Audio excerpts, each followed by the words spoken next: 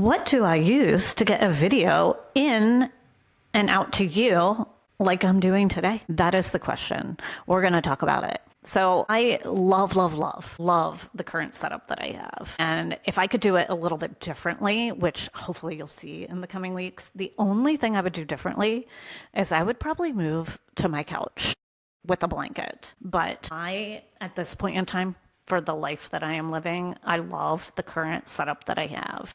And so today I'm going to open up the curtain and tell you exactly my setup and why it's working for me. And so that you can duplicate it, but make it your own, because that's the beauty of this. And that is the beauty of the world of content that we're living in today, is that you have the ability to make this your own. So let's get into it. I film myself on 2 separate cameras. And right now I currently absolutely love the camera that I am using.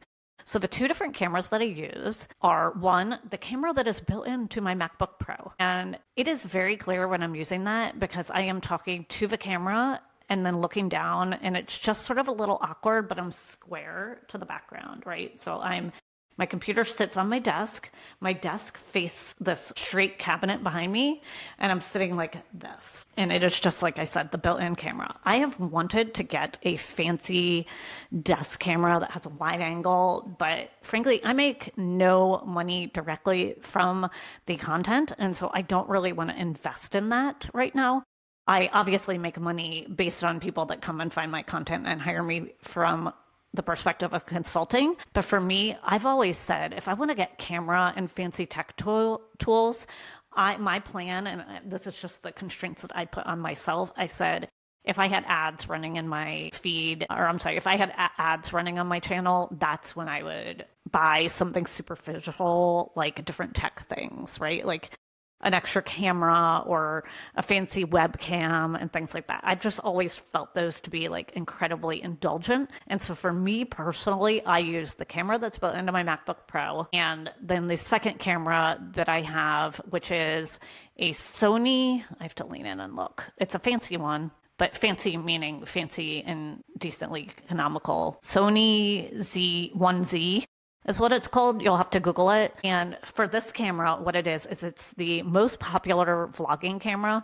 It's a camera that has a flip screen that comes to me like this. So I can actually look over here and see what I look like and make sure there's, nothing weird in the background. And I can look directly at the camera. I switched over to this one when I got more comfortable on camera because I can actually look at the viewer through the large I don't even know, the large lens that's poking out at me and make eye contact with the viewer. And I found when I was using my computer one, because it's up there at the strip of the computer, like I always felt like I was looking down. I would default to reading my script. I don't like to read my script. I like for you guys to see me eyes wide open as I am. And hilarious story here. I actually thought, and I cannot believe that I'm saying this, but I will look on camera and think like I'm so ugly. And it's because my setup just wasn't optimal for me. It was dark. But yeah, I don't feel like the MacBook did it for me. And so I switched to this. So what I do is I have this camera, right? This vlogging camera. It's set up and then it's plugged directly into my computer. And then the footage goes directly live into my computer.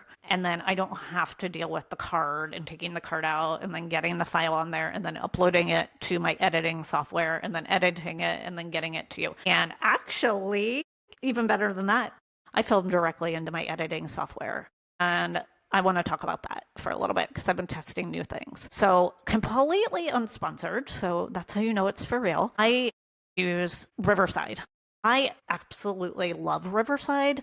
I used to edit, and I've used a lot of different editing software, but I've used like everything from Final Cut Pro to Adobe Premiere. I found Adobe Premiere to be a little too advanced for me. And I find myself to be pretty advanced at learning tools, but there were just some things that I didn't like about it.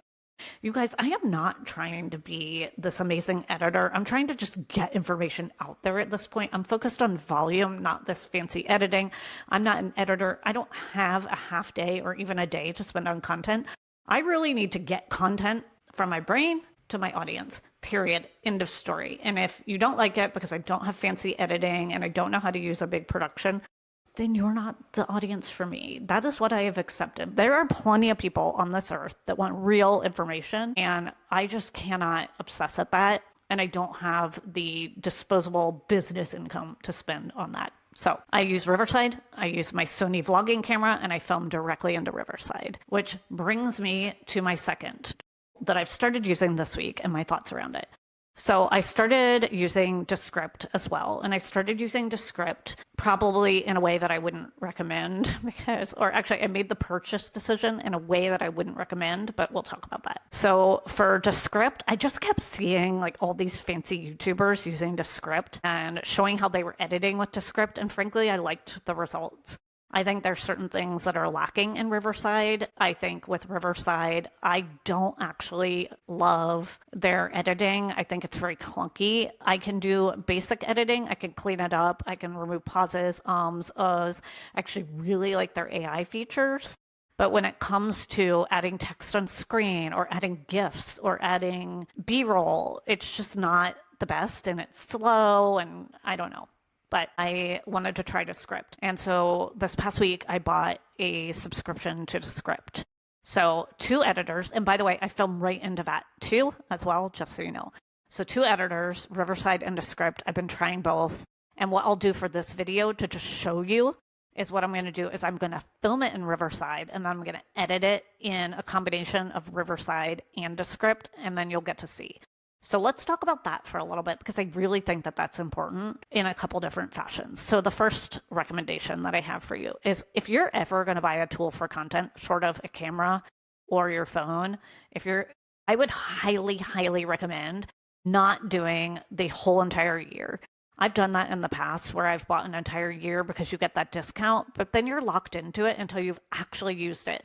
And it takes a couple times to actually use a product to realize, do you like it? Do you not like it? Because a lot of times we're buying products because we think it'll do something more for us. And so for me, I just bought 1 month. So I really, with that like quote unquote upcharge, right? So I'm paying more to go monthly on Descript, but I did that because I didn't want to get locked in, right? What if I didn't like it? And so far I have opinions. So with Riverside, I find their AI editing way better. In Descript, I feel like it's a little over aggressive / it could be less aggressive if you change the settings, but I haven't really figured out my optimal settings.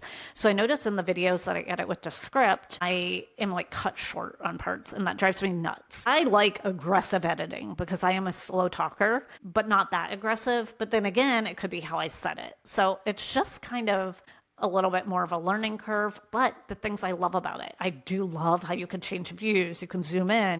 You can do some like little jump cuts. You can add text. You can add captions for a part. It's just, there's a lot more flexibility in terms of the beautification and it's fairly easy to learn. And I feel like that's what's lacking in my Riverside. But you don't have to be as bougie as me. Most of my videos are just straight out of camera into Riverside. In fact, you don't even have to be as bougie as me with the vlogging camera. This was something that I added down the line so my first like 60 subscribers on my other channel and my first 120 subscribers on this channel were like looking at camera reading. Actually, on this channel, I use this, but you know, I've been playing, and that is the beauty of it. So I would add the other thing, and I think this is huge, and I really hope my cleaning people are not here yet because I have a cleaning people, and I'm trying to get my video in and out fast today because it's the holiday, and I plan on taking the entire day off. So the other super important thing, especially if you're going to get into content creation on a platform like YouTube, is the ability to just get in and film and be done, right? We don't want to spend a lot of time on this. We are working on clients. We are working on our own business. We're not just filming YouTube videos that get 20 views all day, right? So for me, I leave my camera right at my desk. I can flip it on, plug it in, record straight into my editing software and have it in and out in an hour. I really can. So if I do a 20-minute video, I talk to camera for 20 minutes, I have it, I go back and edit it whenever, 24/7. I can always edit a video. So the real takeaway here is like quick setup, low barrier. I've said it before. And for the record, I don't even know what I'm going to title this video because I really came in here with no script. So I wanted to do a video about the differences between Riverside and Descript. I wanted to do a video about my tech setup. I wanted to do a video about, I actually don't even know, I just wanted to do a video. And so I filmed today. So yeah, I wish I had a way to wrap this up, but at the same time, I'm getting content into the world, and I think that that is an amazing thing. And that is something that I encourage every single person to do. Because at the end of the day, you do not have to be perfect. You just have to meet people where they are. And that's all for today. Happy content creation. As always, I really hope I can patch this one together because it was kind of a mess of stuff.